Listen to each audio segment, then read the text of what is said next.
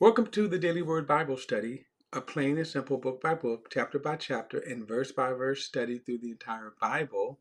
We are in John chapter 5. Now, last time I revisited a issue because and I'm getting ready to comment on where I kind of got off in a moment. But in looking at that, I was responding to a dear brother, a pastor who took issue with my explanation of verse 2 that when Jesus went to the pool of Bethesda, that's I think the proper pronunciation of the word. I've been butchering it, but anyway, um, and how I said that that phrase that the angel, the reason that the crowd was gathered around, these large crowd of sick people, is that as the story was being told, that an angel from time to time would come down and stir the waters. And then when people would see the waters stirred, they would rush into the water, and whoever rushed into the water was healed. And so, and of course, Jesus, and I'm going to go back to the story. Now, before I go back to the story, um, uh, that story about the angel stirring the water is in brackets. And as I said, when you see the brackets, here it is in verse 2, actually verse 3, um, within these large number lays blind, lame, paralyzed. And then you see the brackets there, it means that section wasn't in certain manuscripts. And you have to understand the manuscripts to understand why we have English translation. We kind of took issue with that. Now, one part of that, I believe he is a King James person. Not a King James only necessarily, but he certainly, I think he reads from the King James. And there are a lot of people in the King James, the brackets are not there.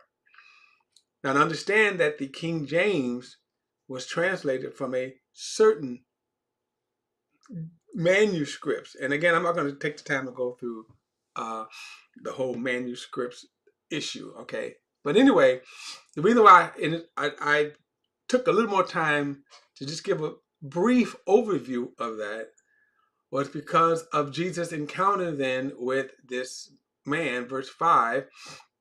One man had been sick for 38 years. And the reason why this story caught me here, he'd been sick for 38 years.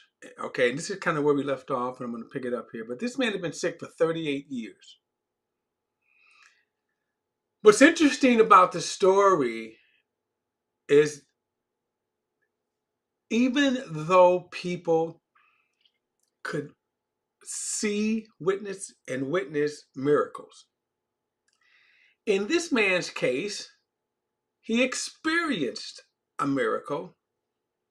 He was healed.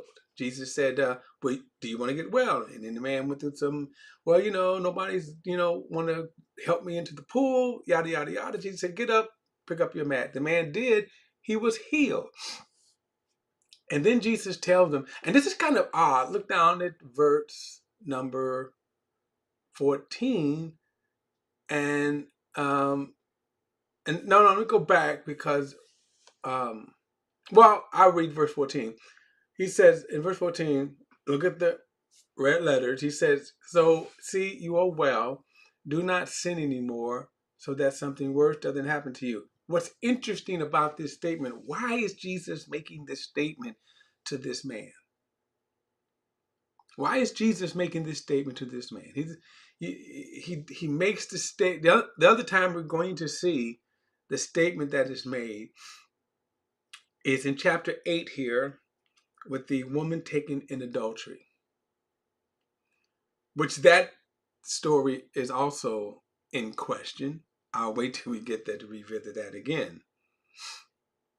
He tells her, go and sin no more. Of course, in her case, we know what her sin is. Her actual sin was she was caught in the act of adultery. So we know what her sin is. This man, we don't know what he sinned, but Jesus basically said, sin no more, right? Do not sin anymore, which means that the reason why he was in the condition has to do with some kind of sin. Okay, so go sin no more, that something worse doesn't happen to you. Now that kind of, to me, gives kind of a insight into this man's character, because now let's go back. Here's a man, Jesus heals him. He experienced a miracle, but doesn't change. How do we know? You go back to verse number 10, I'm going to say 10, but look at the first sentence. It says, now that day was the Sabbath. Okay, that day was the Sabbath. And this is going to be one of the Jews, the Pharisees, pet peeves. So the Sabbath day, okay, let me go back and read the story so that we can kind of come back up here. After this, a Jewish festival took place, and Jesus went up to Jerusalem. By the sheep gate in Jerusalem, there is a pool called Bethesda, okay, in Hebrews, which has 5 colonnades. Within these lay a large number of the sick, blind, lame, paralyzed, waiting for the moving of the water, because an angel would go down into the pool from time to time and stir up the water. Then the first one who got in, after the water was stirred up, recovered from whatever ailment he had. Okay.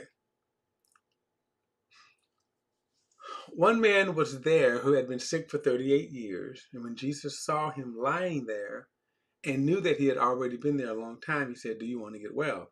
Sir, the sick man answered, I don't have a man to put me into the pool when there is water. When the water is stirred up, but while I am coming, someone else go down ahead of me. Now it's kind of hard to see what is the idea, what this man is saying right here. When I say this, I mean people. What I'm going to say is people certainly believe that this, and let me just be clear again, because I didn't make my point like I wanted to. I wasn't saying that I did not believe the story or not.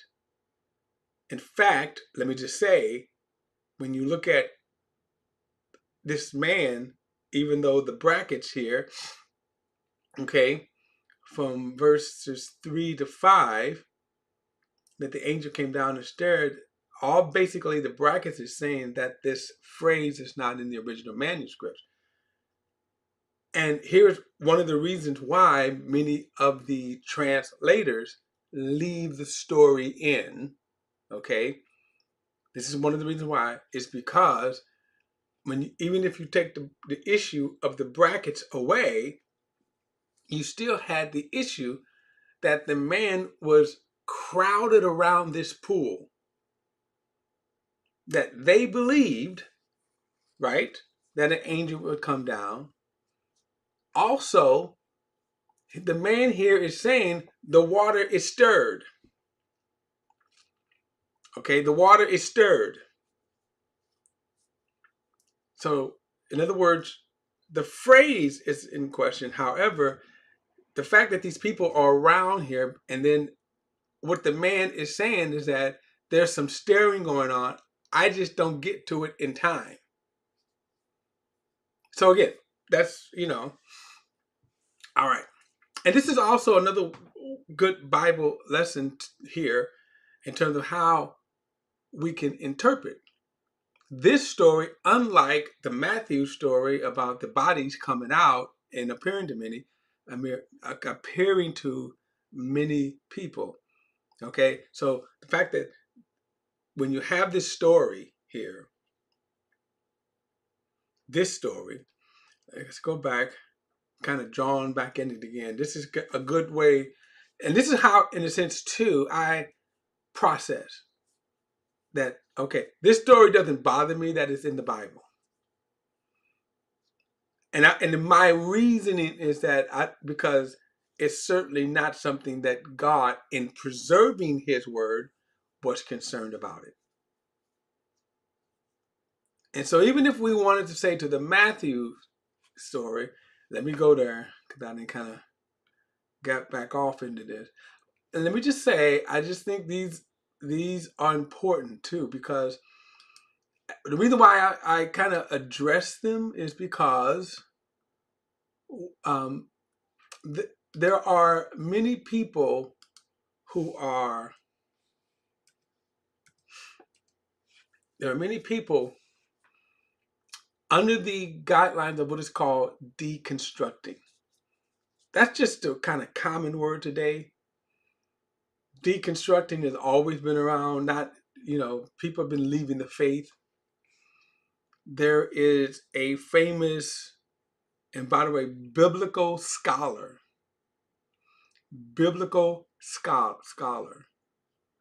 that says,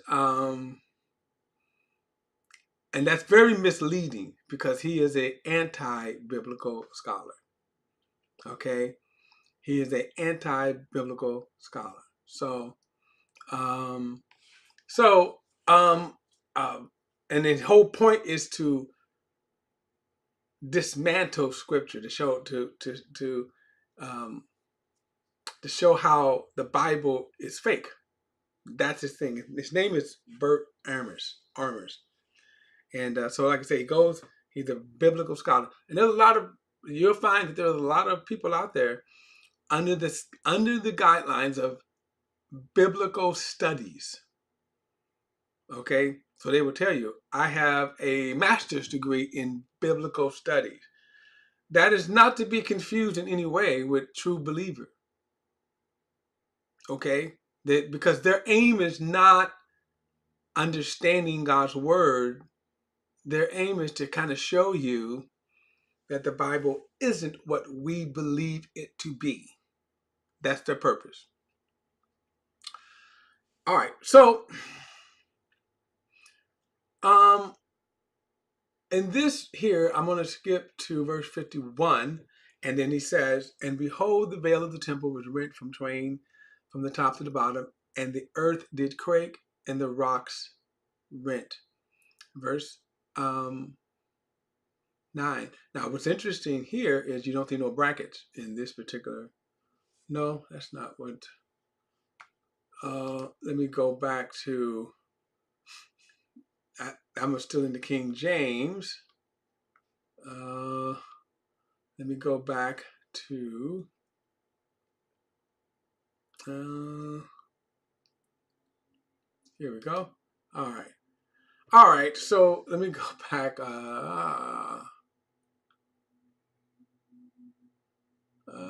Let's see.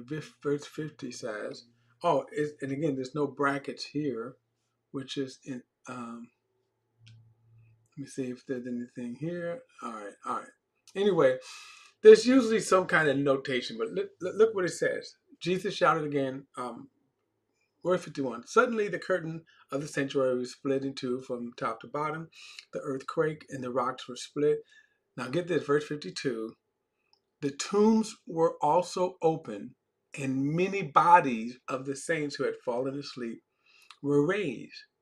And they came out of the tombs after his resurrection and entered the holy city and appeared to many.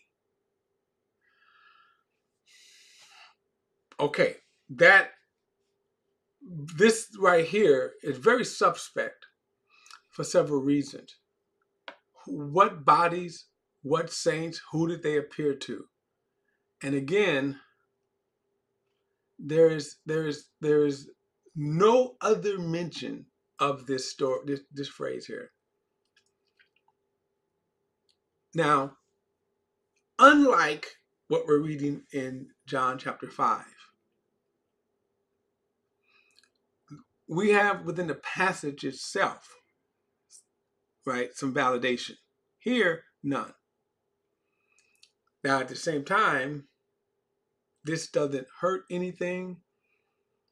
notice what it says, that he gives a parenthetical. The tombs were open and many bodies of the saints had fallen asleep. And then it says they came out of the tombs after his resurrection. So this event here happened after the resurrection. And then it says, and they entered the holy city and appeared to many.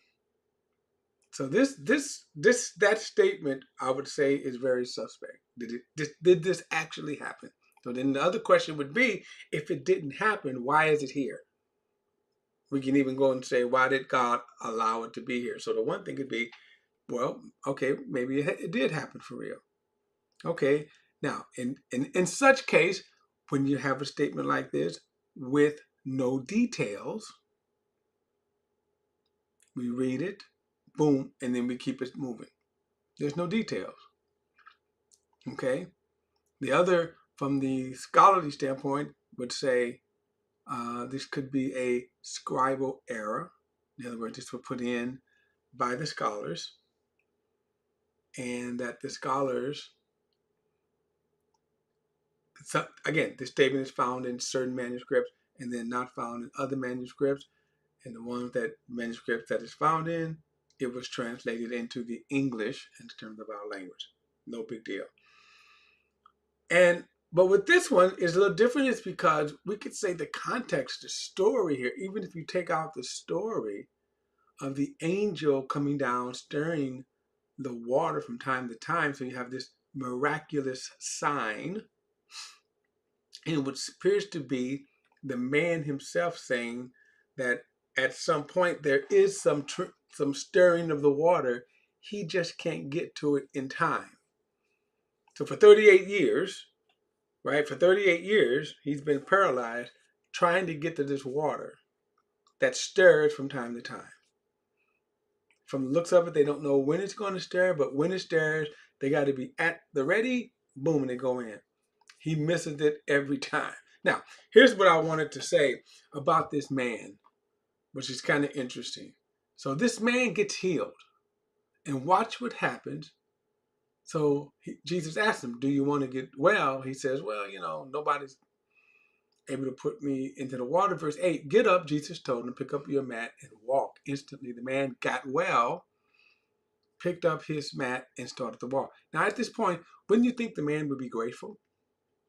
Now, we're going to see another story in John chapter 9 where the man is grateful, where Jesus heals the blind man who was born blind. And the Pharisees tried their best to talk this man to denounce Jesus. And he go, I don't know what y'all talking about. This man healed me. I was blind. This is why you hear the kind of favorite kind of quote. I was blind and now I can see. That quote came because the Pharisees were trying to get this man to denounce Jesus. But look what happened with this man here, where he says right here,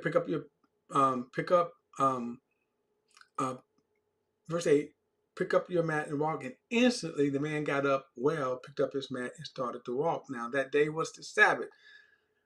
So the Jews said to the man who had been healed, this is the Sabbath day. It is illegal for you to pick up your mat and walk. Now again, this is the Sabbath. It's going to be, I'm going to come back to the Sabbath later because trust me, this is going to be one of their points. It's the Sabbath day, and they say you can't do no work on the Sabbath, and that's really what the whole Sabbath controversy is. So the question is, when the man picked up his mat, was he then breaking the Sabbath? I'll come back to this in the next study, but I wanted to finish here about the character of this man when he says, now the day was the Sabbath. So the Jews said to the man who had been healed, this is the Sabbath. It is illegal for you to pick up your mat. Jesus replied, the man who made me well told me to pick up my mat and walk. Who is the man who told you pick up your mat and walk? They asked, but the man who was cured didn't know who it was because Jesus had slipped away into the crowd that was there. After this, Jesus found him in the temple complex and said, see, you are well. Do not sin anymore so that something worse doesn't happen to you. The man went and reported it to the Jews. that it was Jesus who had made him well. Now, we'll come back to this issue about the Sabbath. But I want you to see what was even more astounding is that this man went and reported it to the Jews. Why? We're going to see other stories here in John that John's going to bring out, how people were afraid of the Pharisees. And why did this man feel the need to run back to the Pharisee and report it to him? That's the interesting thing to me. And remember, this man had been healed by Jesus. All right, guys, don't forget to like and share this video and subscribe to BP, the Bible Perspective. And as always, if you have a thought, a comment, add it to the comment section below. All comments are welcome. I'll see you in the next study.